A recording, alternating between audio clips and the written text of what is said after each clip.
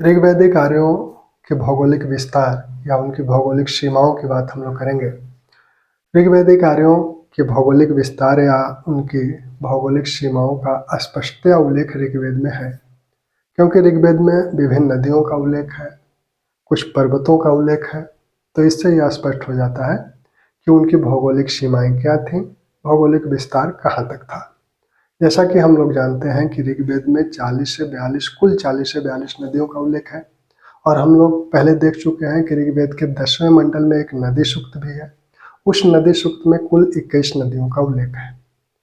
उस 21 नदियों में जो प्रमुख नदियां हैं उसकी बात हम लोग करेंगे, और साथ ही ऋग्वेद में सप्तसंधव प्रदेश को देव निर्मित योनि कहा गया है, यानी देवताओं द्वारा निर्मित वह क्षेत्र था, यानी उस क्षेत्र को बहुत ही महत्ता ऋग्वैदिक कार्यों द्वारा दी गई है। तो इन्हीं आधारों पर ऋग्वैदिक कार्यों की भौगोलिक सीमाओं का निर्धारण किया जाता है।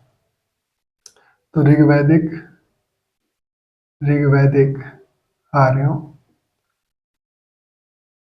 का भौगोलिक विस्तार कहाँ तक था, इसकी बात हम लोग करेंगे आज। तो इसका स्पष्ट संकेत ऋग्वेद में प्राप्त होता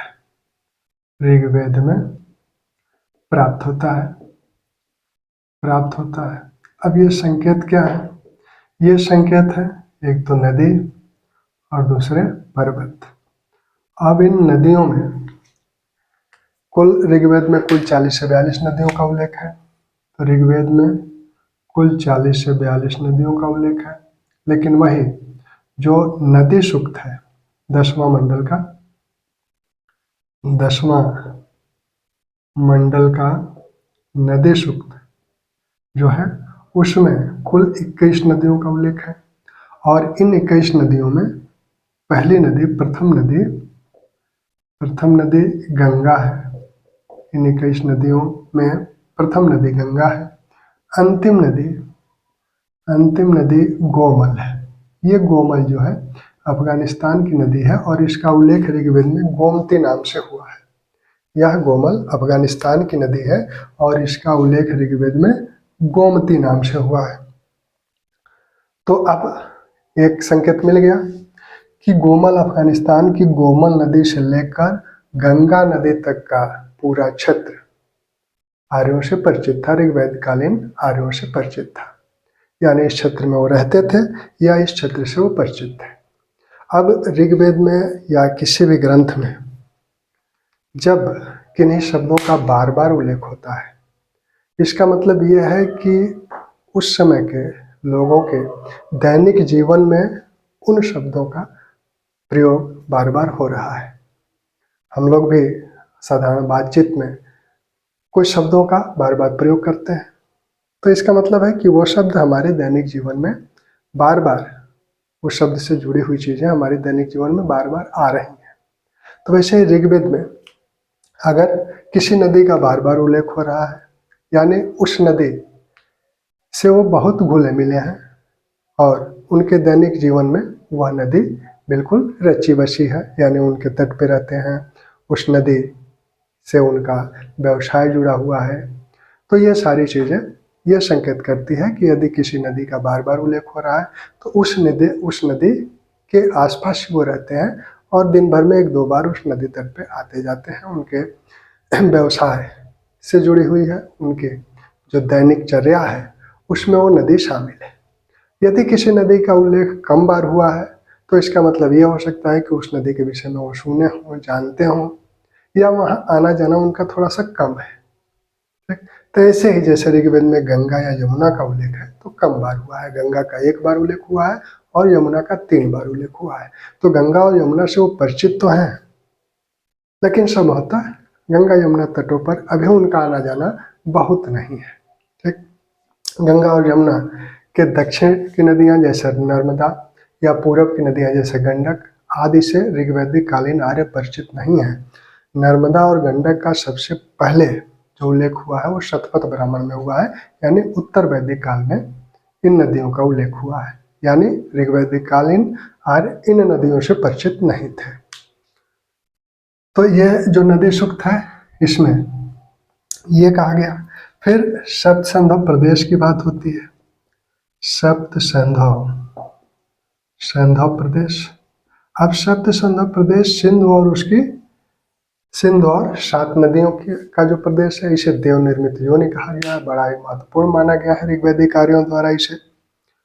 तो अब हम लोग सिंधु और उसकी सहायक नदियों की बात करें तो सिंधु का उद्गम स्थल कहाँ से है और उसकी जो सहायक नदियां हैं, पंजाब की जो 5 नदियां हैं और सिंध जो है, ये कहाँ से निकलती हैं, पहले इसको देख लिया जाए। तो सिंधु निकलती हैं तिब्बत से, मानसरोवर से, खेचू खोचर झील से। तो सिंधु निकली। सिंधु के बाद कश्मीर से झेलम और हिमाचल प्रदेश से चिनाब। चिनाब में झेलम मिल जाती हैं और इसी हिमाचल प्रदेश से रावी और इसी हिमाचल प्रदेश से ब्यास और इसी तिब्बत से, फिर इसी तिब्बत के मानसरोवर के खेचूर झील से सिंधु और इसी तिब्बत के जो राक्षसताल झील है वहां से सतलुज नदी निकलती है। तो ये सिंधु उत्तर से दक्षिण इनका जो क्रम है इन नदियों का, सिंधु और उनकी सहायक नदियों का, सिंधु, झेलम, चिनाब, ये भूगोल में पूछा जाता है। सिंधु, झेलम, चिनाब, रावी, व्यास और सतलुज। ठीक। अब इनका जो उद्गम स्थल है, अब ये सभी आकर मिल जाएंगे किसमें, सिंधु में। अब ये सभी नदियां आकर सिंधु में मिल जाती हैं पाकिस्तान में। झेलम चिनाब में मिल जाती हैं और रावी फिर चिनाब में, फिर व्यास सतलुज में मिलकर फिर सिंधु नदी में मिल जाती है। सिंधु का उद्गम स्थल तिब्बत मानसरोवर के पास से। झेलम का उद्गम स्थल कश्मीर के वेरीनाग झील। चिनाब का उद्गम स्थल कश्मीर के पीर पंजाल पहाड़ियों से निकलती है, वेरीनाग झील से। चिनाब का उद्गम स्थल हिमाचल प्रदेश के जो जास्कर श्रेणी है उस श्रेणी से निकलती हैं और बारालाचा दर्रे से होकर। रावी, यह भी हिमाचल प्रदेश से, और हिमाचल प्रदेश के जो कुल्लू घाटी है वहाँ से ये रोहतांग दर्रे कुल्लू घाटी से रावी नदी का उद्गम स्थल है। और ब्यास नदी भी हिमाचल प्रदेश से, शेलांग घाटी से। और फिर सतलुज तिब्बत के जो राक्षसताल झील है वहाँ से ये निकलती है। ये सारी नदियाँ आकर सिंध में मिल जाती हैं। तो ये तो सिंध में बाएं तट से मिलने वाली नदियाँ हैं, यानी सिंध की बाएं तट की सहायक नदियाँ हैं। सिंध के दाहिने तट की भी कुछ नदियाँ हैं जिसमें स्वेक है जो कि सेयोक जो कि लद्दाख में है। अफगानिस्तान की नदियाँ हैं, काबुल है, कुर्म है, स्वात है, गोमल है। तो ये नदियाँ दाहिने तट से आकर मिलती हैं। तो उन नदियों का भी उल्लेख हुआ है ऋग्वेद में। अफगानिस्तान की 4 नदियों का उल्लेख हुआ है, इन नदियों का उल्लेख हुआ ही है। अब इन नदियों का उल्लेख ऋग्वेद में किन नामों से हुआ है, अक्सर ये पूछा जाता है, तो उसको हम लोग देख लें। सिंधु और उसकी सहायक नदियों का उल्लेख किन नामों से ऋग्वेद में हुआ है? सिंधु, झेलम, चिनाब, रावी, ब्यास और सतलुज। सिंधु को हिरण्या बोला गया है या हिरण्यवर्तनी भी इसे बोला गया है, हिरण्यवर्तनी। सिंधु को हिरण्या और हिरण्यवर्तनी ऋग्वेद में कहा गया है। झेलम का उल्लेख वितस्ता नाम से। चिनाब का उल्लेख अश्किनी नाम से। रावी का उल्लेख परुषणी नाम से, इसी रावी या परुषणी तट पर दशराग्य युद्ध हुआ था। व्यास का उल्लेख विपाशा, हालांकि व्यास का उल्लेख ऋग्वेद में नहीं हुआ है, इसकी जगह मरुद वृद्धा नदी का उल्लेख हुआ है। सतलुज का शतुद्री नाम से उल्लेख हुआ है, ठीक। तो ये तो इन नदियों के नाम है। सिंधु का उल्लेख, सिंधु को हिरण्या या हिरण्यवर्तनी कहा गया है। झेलम का उल्लेख वितस्ता नाम से हुआ है, यानी झेलम का नाम वितस्ता था। चिनाब का नाम अश्किनी था। रावी का नाम परुषणी था। व्यास का नाम विपाशा, हालांकि इसकी जगह मरुदबिरधा नदी का उल्लेख हुआ है। और सतलुज का नाम शतुद्री था। अब इस बीच में एक और नदी है जो कि आर्यों की सबसे श्रेष्ठ नदी है। हालांकि सर्वाधिक बार वो सिंधु का उल्लेख करते हैं, लेकिन सबसे जो श्रेष्ठ नदी वो मानते हैं वो है सरस्वती। सरस्वती, यह सरस्वती नदी किसके किसके बीच है? सतलुज, सतलुज और यमुना के बीच, और यमुना के बीच प्रवाहित होती थी। सरस्वती नदी सतलुज और यमुना के बीच प्रवाहित होती थी। सतलुज सरस्वती नदी की जो सहायक नदी थी दृष्टवती, तो सरस्वती और दृष्टवती के बीच के क्षेत्र को ब्रह्मावर्त बोला गया। जैसा कि मनुस्मृति में जो भौगोलिक वर्गीकरण किया गया है उसमें कहा गया कि सरस्वती और दृष्टवती के बीच के क्षेत्र को ब्रह्मावर्त कहा गया है। सरस्वती से लेकर गंगा जमुना दोआब तक के क्षेत्र को ब्रह्मर्षि देश बोला गया। ब्रह्मावर्त से ये बड़ा क्षेत्र है। और फिर विंध्य से लेकर हिमालय तक का क्षेत्र और सरस्वती से लेकर प्रयागराज तक के क्षेत्र को मध्य देश बोला गया है, जो कि ब्रह्मर्षि देश से भी बड़ा है। और मध्य देश से बड़ा आर्यावर्त है। आर्यावर्त में क्या क्या शामिल है?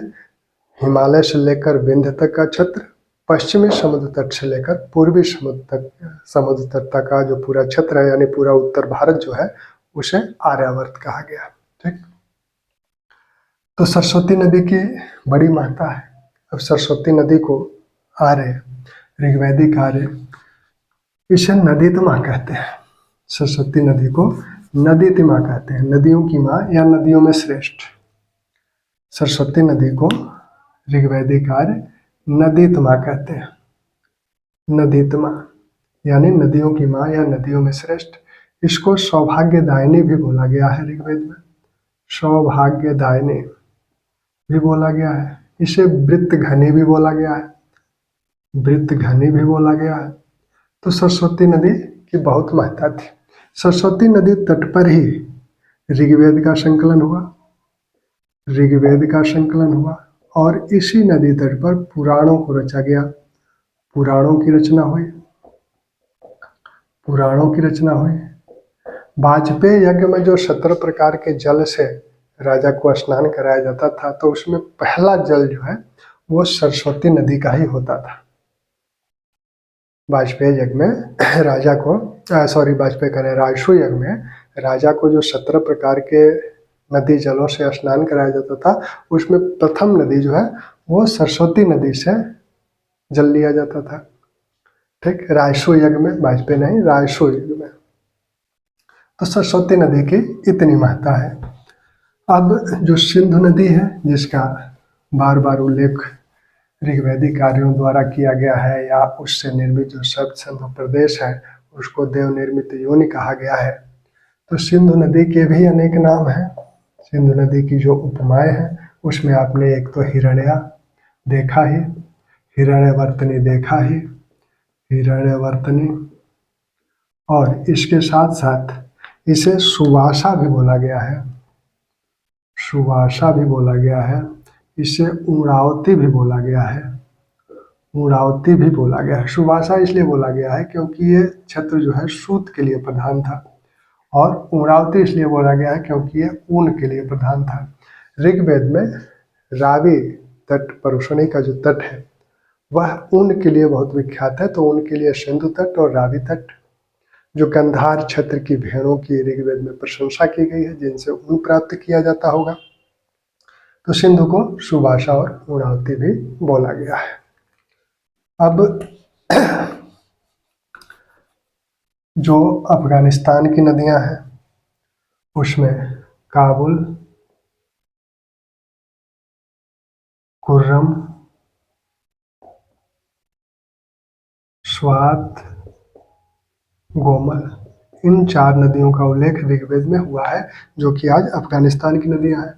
काबुल का उल्लेख कुभा नाम से हुआ है, कुरम का उल्लेख कुर्मु नाम से हुआ है, स्वात का उल्लेख स्वास्तु नाम से हुआ है और गोमल का उल्लेख गोमती नाम से हुआ है। ठीक, तो काबुल का उल्लेख कुभा नाम से हुआ है, कुरम का उल्लेख कुर्मु नाम से हुआ है, स्वात का उल्लेख स्वास्तु नाम से हुआ है और गोमल का उल्लेख गोमती नाम से हुआ है। ये सभी सिंध के दाहिने तट की सहायक नदियां हैं।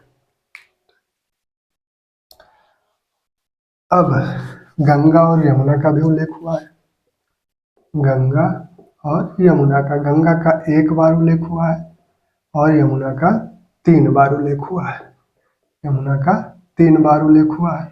तो इसका जो कम उल्लेख है उसका मतलब क्या है, संकेत क्या है, उसकी बात हम लोग पहले कर ही चुके हैं।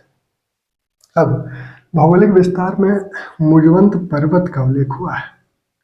ऋग्वेद में मुजवंत पर्वत का, मुजवंत चोटी या पर्वत का उल्लेख हुआ है, जहाँ सोम नामक पौधा प्राप्त किया जाता था जिससे सोमरस निकाला जाता था, जो कि ऋग्वेदकालीन देवताओं का बहुत ही प्रिय पेय था। तो हिमालय के मुजवंत चोटी से भी परिचित है।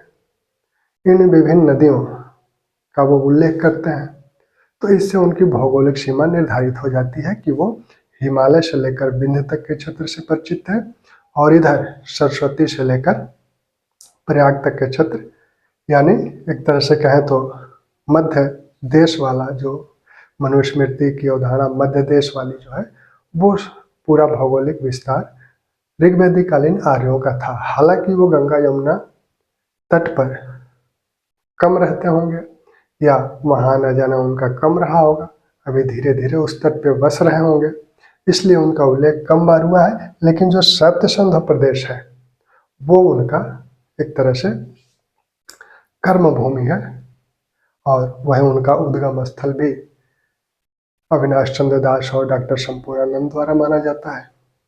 तो ये भौगोलिक विस्तार से जुड़ी हुई उनकी बातें थीं, जिससे बार बार प्रश्न पूछे जाते हैं। अब सिंधु की जो सहायक नदियां हैं, भूगोल के दृष्टिकोण से आप इन सहायक नदियों पर जो विभिन्न परियोजनाएं हैं, जैसे सतलुज पे जो गांधी नहर है या अन्य जो परियोजनाएं हैं, भाखड़ा नांगल परियोजना है, या फिर आपकी जो चिनाब नदी पर या झेलम नदी पर जो परियोजनाएं हैं, उन परियोजनाओं से जीएस के प्रश्न बनते ही हैं, तो उसको आप देखते ही हैं।